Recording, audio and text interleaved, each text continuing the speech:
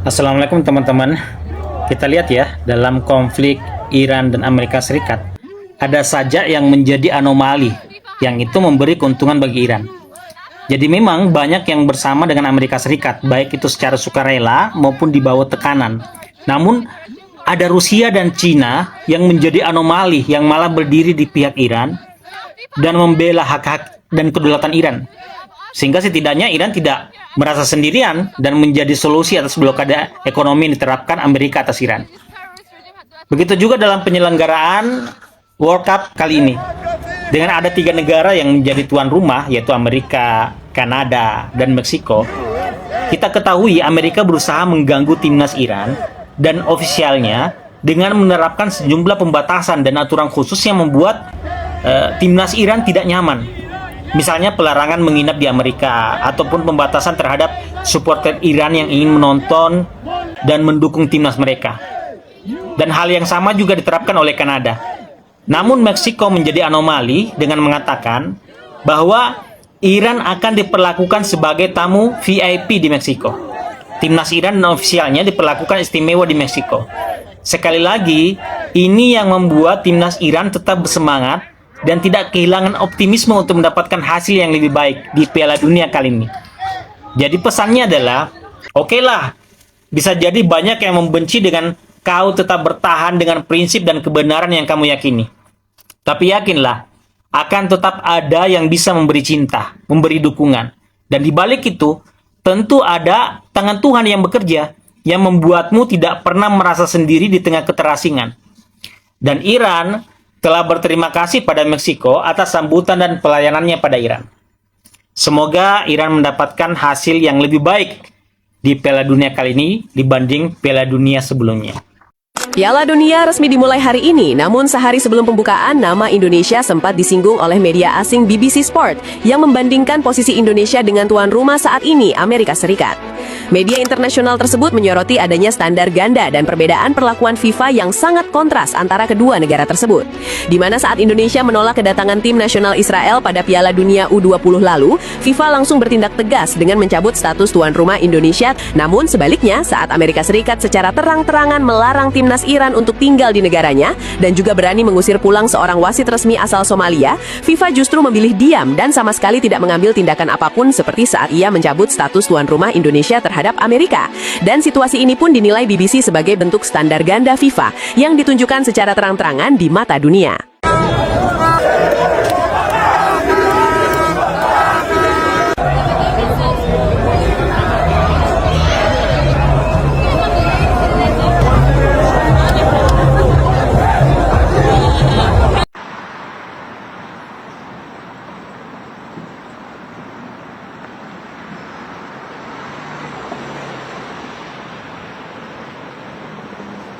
Selalu ada Palestina di Piala Dunia. Lihat kefiye di leher musisi ini. Sebuah kode keras di pembukaan World Cup 2026 yang viral sebagai aksi kemenangan kecil dan gestur perlawanan. Di luar stadion kemarahan memuncak. Rakyat Meksiko membakar bendera Israel sebagai protes keras terhadap genosida di Gaza. Sementara supporter Bosnia di Toronto mengubah yel-yel bola menjadi teriakan Palestina.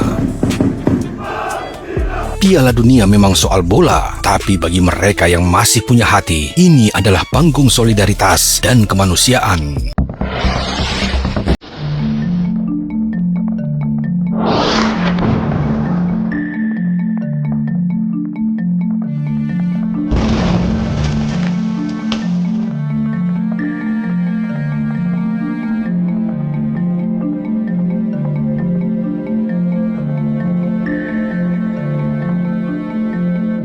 Iran itu baik dari Abbas Araghchi yang berulang kali menyatakan bahwa bagi kami ancaman Trump itu tidak ada artinya. Karena Trump ini sendiri kan berulang kali mengeluarkan ancaman-ancaman yang terus-menerus dilakukan. Bahkan misalnya itu baik dari Abbas Araghchi pernah menyampaikan juga maupun dari ketua parlemen Iran ya, Kalibov itu, Anda itu banyak bicara, kirimkan tentara Anda ke sini atau kami kirimkan pesawat untuk menjemput tentara Anda ke sini. Gitu kan. Artinya bahwa ancaman apapun yang datang dari Trump bagi mereka ini sudah bukan sesuatu yang berarti ya. Dan mereka dalam konteks ini mereka sudah menyiapkan segala sesuatu bahkan pada keadaan yang paling mengkhawatirkan sekalipun. Artinya dalam konteks ini Iran sudah membaca semua ini dan mereka siap dalam keadaan yang paling sulit sekalipun sekiranya terjadi bahkan pada perang darat. We're blowing it away. We're blowing everything away, and we're going to end that war very quickly. They want to make a deal so badly. They're tired of this. This should have happened for 47 years. Somebody should have done something about it, and it's going to happen, and it's going to happen fast, and you're going to see oil prices plummet. They're going to come down. There's so much oil out there. They're going to come plummeting down. And they've said we were getting ready to do a very major attack tomorrow. I've put it off for a little while, hopefully maybe forever, but possibly for a little while, because we've had very big discussions with Iran, and we'll see what they amount to. I was asked by Saudi Arabia, Qatar, UAE, and some others if we could put it off for 2 or 3 days, a short period of time, because they think that they are getting very close to making a deal, and if we can do that where there's no nuclear weapon going into the hands of Iran, I think, and if they're satisfied, we will be probably satisfied also. We've informed Israel, we've informed other people in the Middle East that have been involved with us, and it's a very positive development, but we'll see whether or not it amounts to anything. We've had periods of time where we thought pretty much getting close to making a deal, and didn't work out, but this is a little bit different. Now we're ready going tomorrow very big, and not something I wanted to do, but we have no choice because we cannot let Iran have a nuclear weapon. Yeah. We also resist against any sanction. For more than 40 years, my country has been the target of, our people actually have been the target of brutal sanctions imposed by the United States against us. But it didn't change our determination. It didn't change our policies. The Iranian people only answer to the language of respect. As we did in the past, anytime they approached us with the language of respect, offered diplomacy, offered negotiation, we have reciprocated the same language, and we have answered positively to any diplomatic solution. Now, after 40 days of war, when the US became hopeless of achieving any goal in their aggression against Iran, they offered negotiation. We have no trust to Americans. This is a fact.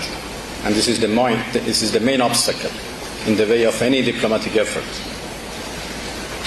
I think all of you know that we have every reason not to trust Americans, while they have no reason not to trust us. Bismillahirrahmanirrahim. Assalamualaikum warahmatullahi wabarakatuh. Teman-teman rakyat Iran malam ini kembali turun ke jalan dan masih menuntut pembalasan serta perlawanan terhadap musuh, dan juga menunjukkan kepercayaan mereka kepada para pejabat dan pihak militer. Kabar terbaru, gencatan senjata telah dilanggar oleh Israel. Sejak siang hari ini, Israel telah melancarkan ratusan serangan berat ke Lebanon yang mengakibatkan ratusan orang gugur dan ribuan lainnya terluka. Namun tentu saja ini bukan sesuatu yang aneh. Mereka memang selalu seperti itu dan tidak pernah berpegang pada perjanjian apapun, baik dengan Gaza ataupun Palestina ataupun dengan Lebanon. Amerika Serikat juga sebelumnya mengatakan bahwa mereka menerima 10 poin dari Iran sebagai kerangka negosiasi, dan Trump bahkan menegaskan hal itu dalam tweetnya. Namun kemudian pernyataan itu dibantah. Poin-poin tersebut tidak diterima, mereka bilang. Tentu saja Iran sejak awal sudah mengetahui bahwa mereka tidak setia pada janji dan perjanjian. Namun demi menunjukkan etikat baik kepada dunia dan memperlihatkan sifat asli mereka, Iran tetap bersedia melakukan gencatan senjata. Bagaimanapun juga Selat Hormuz masih ditutup dan Iran telah menyatakan bahwa karena serangan terhadap Lebanon, mereka akan melancarkan serangan keras terhadap Israel pada malam ini. Ketua Parlemen Iran juga sudah mengatakan bahwa dari sudut pandang kami, perjanjian ini batal. Laporan demi laporan mulai bermunculan. Iran disebut telah menyiapkan serangan besar, bukan serangan terbatas, bukan serangan simbolis, tetapi serangan yang ditujukan untuk menghantam seluruh kota di Israel. Target utama disebut sangat jelas, Tel Aviv, pusat ekonomi, pusat militer, dan simbol kekuatan Israel. Dan kini menjadi target utama kemarahan Iran. Pesan Iran sangat tegas, tidak ada lagi toleransi, tidak ada lagi penahanan diri, Iran akan membalas dengan kekuatan penuh. Dan yang membuat situasi semakin mencekam adalah posisi Amerika. Amerika sudah terikat kesepakatan dengan Iran, artinya Amerika tidak bisa lagi ikut campur tangan. Iran bahkan memberikan ultimatum yang sangat keras. Jika Amerika mencoba membantu Israel, maka Selat Hormuz akan ditutup sepenuhnya untuk Amerika. Selamanya. Ini bukan ancaman biasa. Jika itu terjadi, maka Amerika akan menghadapi krisis besar. Pasokan energi akan lumpuh, harga minyak akan melonjak, industri akan terhenti, dan dampaknya akan langsung terasa di dalam negeri. Inflasi, kelangkaan, bahkan potensi kekacauan sosial. Kini posisi Amerika benar-benar terjepit. Membantu Israel berarti menghancurkan dirinya sendiri. Namun diam berarti membiarkan Israel menghadapi badai sendirian. Dan disinilah kenyataan paling pahit itu muncul. Pertama kalinya Israel tidak memiliki perlindungan penuh dari Amerika. Tidak ada intervensi langsung, tidak ada kekuatan besar yang siap turun tangan. Israel berdiri sendiri. Sementara itu, Iran justru berada dalam posisi yang belum pernah sekuat ini. Dengan Amerika yang tidak bisa ikut campur, Iran kini memiliki kebebasan penuh. Semua kekuatan yang sebelumnya terbagi, kini terfokus ke satu arah, Israel. Dan dunia kini menahan nafas, karena jika serangan besar itu benar-benar dimulai, maka yang akan terjadi bukan lagi sekedar balasan, tetapi sesuatu yang jauh lebih besar. Di titik ini, semuanya berubah menjadi jauh lebih mengerikan. Kesabaran Iran pada Israel benar-benar sudah berada di ujung kepala. Apa yang dilakukan Israel di Lebanon bukan hanya dianggap sebagai pelanggaran gencatan senjata, tetapi juga sebagai penghinaan terbuka di hadapan dunia internasional, terhadap kemanusiaan dan terhadap Iran sendiri. Dan kali ini, Iran tidak lagi menahan diri. Sejak awal konflik dari tahun 2025 hingga 2026, dunia sebenarnya sudah melihat bagaimana kekuatan militer Iran bekerja. Ratusan rudal dan ribuan drone pernah diluncurkan Iran sebagai balasan atas serangan gabungan Amerika dan Israel. Serangan itu benar-benar tak mampu dicegat oleh sistem pertahanan Israel maupun Amerika. Bahkan pertahanan gabungan Amerika dan Israel, dari satu rudal Iran harus membutuhkan 11 antiseptor canggih dan berlapis. Itu artinya, 2 rudal Iran membutuhkan 22 antiseptor canggih yang sangat mahal. Dan bisa dibayangkan kelipatan itu jika Iran meluncurkan 10, bahkan ratusan rudal sekaligus. Target hanya bisa pasrah digempur rudal Iran. Itu adalah demonstrasi kekuatan yang benar-benar disaksikan dunia. Dan hasilnya nyata. Di berbagai kota di Israel dihantam berkali-kali. Landasan bandara dihancurkan. Kota-kota di Israel luluh lantak. Dan sistem pertahanan mereka tak mampu menghadapi gelombang serangan yang datang bertubi-tubi. Laporan intelijen yang mulai tersebar, ternyata Iran disebut memiliki stok jutaan rudal berbagai ukuran.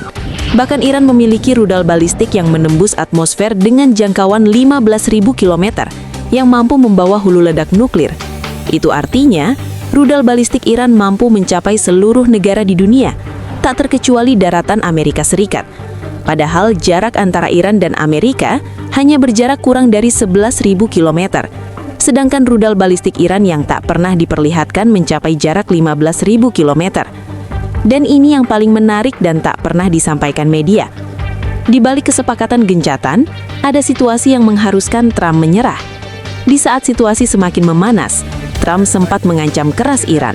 Trump mengatakan akan membumi hanguskan Iran Dan ternyata ancaman itu justru berbalik arah. Iran balik mengancam kesiapannya perang total secara besar-besaran. Hal itu diperkuat dengan rakyat Iran yang mendorong militernya kesiapannya menyambut perang total. Dan akhirnya, ancaman itu justru berbalik arah ke Trump. Karena jika Amerika benar-benar melakukan itu, maka mau tidak mau, Iran akan membalas, mengirim rudal balistik antar benua ke daratan Amerika. Iran sebenarnya menghindari itu, namun jika Trump memaksa, maka Iran siap perang secara total. Dan ancaman balik dari Iran itulah yang membuat Trump tak lagi mampu berkata-kata. Potensi perang besar itu akhirnya disudahi Trump dengan menyerah bersyarat dengan tuntutan 10 syarat Iran yang harus dipenuhi Amerika. Dan akhirnya, Amerika terpaksa harus berlutut. Di media manapun jarang ada yang mengungkapkan ini. Jika Iran tidak benar-benar memiliki kekuatan yang memastikan mereka akan menang, tidak mungkin Iran sampai berani menantang Amerika. Iran tahu betul doktrin militer Amerika. Jika Amerika menguasai perang, maka mereka akan terus maju hingga musuh benar-benar hancur dan sistem kekuasaan dikendalikan penuh oleh Amerika. Namun sebaliknya, Iran justru benar-benar menantang Amerika dan sudah tegas akan perang sampai Amerika menyerah. Jika penyerahan itu tidak terjadi, maka Iran akan terus melanjutkan perang sampai Amerika tak mampu lagi membalas dan mengharuskan mereka menyerah. Perlu difahami, Iran bisa benar-benar berani perang total menghadapi dua negara kuat sekaligus, itu karena Iran memahami kekuatan lawan dan mereka mengetahui penuh kekuatannya mampu mengalahkan kedua lawan besarnya. Mereka tahu apa yang harus dilakukan.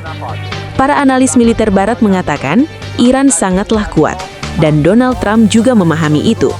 Menurut CIA, Badan Intelijen Amerika, mengatakan tak ada satupun negara di dunia yang benar-benar mengetahui apa saja yang dimiliki Iran.